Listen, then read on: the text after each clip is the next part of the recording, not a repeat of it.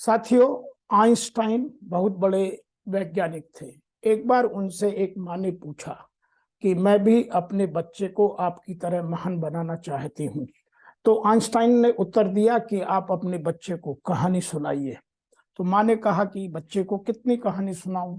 तो आइंस्टाइन ने उत्तर दिया कि आप अधिक से अधिक कहानी सुनाइएगा, और जितनी आप कहानी सुनाएंगे बच्चा उतना महान बनेगा। तो मैं आज आपको एक नई कहानी सुनाता हूं जिसका टाइटल है अंतरात्मा की आवाज।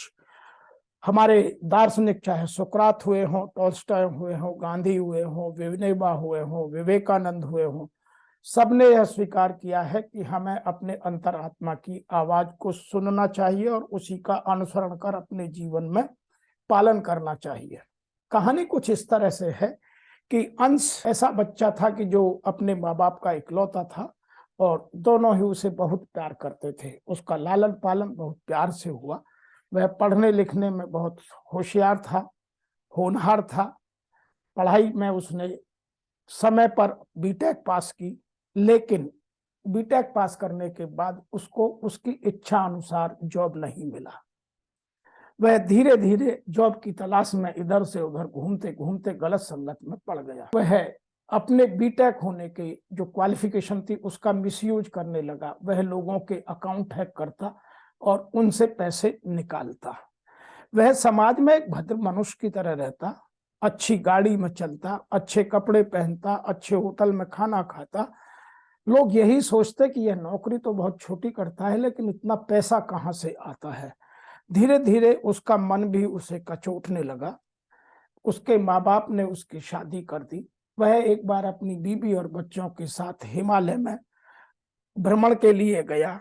वहां जब वह हिमालय में एकांत में बैठकर सोच रहा था तो उसने हिमालय में एक साधु को देखा जिसके तन पर कोई कपड़ा नहीं था, लेकिन साधु सौष्ठव था, शरीर बहुत हष्ट पुष्ट था, साधु के चेहरे पर चमक थी, साधु पूर्णतः कंटेंटेड था।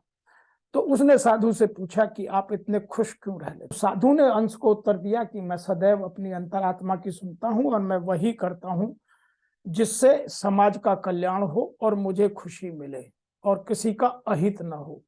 यह सुनकर अंश को अपनी कारनामों की कारगुजारी याद आ गई और उसे उसकी अंतरात्मा ने झकझोर दिया।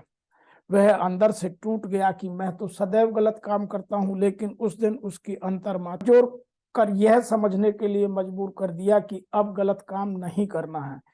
उस दिन के बाद से उसने अपनी अंतरात्मा की आवाज के अनुसार सब गलत काम करने बंद कर दिए और वह एक कंटेंटेड पर्सन की तरह अपने जीवन को बिताने लगा।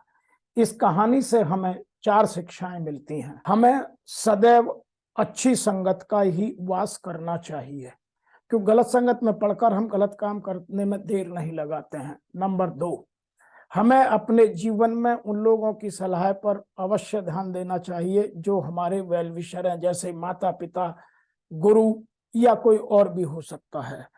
नंबर 3, हमें यदि किन्हीं कारणों से जॉब ठीक नहीं मिल पाता है तो और बहुत सारे रोजगार कमाने के साधन हैं, उन पर ध्यान देना चाहिए, ना कि गलत रास्तों का अनुसरण करना।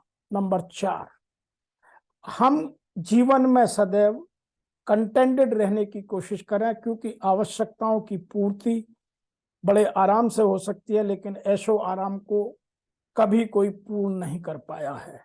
आज इतना ही, फिर अगली कहानी में मिलेंगे। तब तक के लिए आपसे उम्मीद है कि आप ये कहानी अपने बच्चों को अवश्य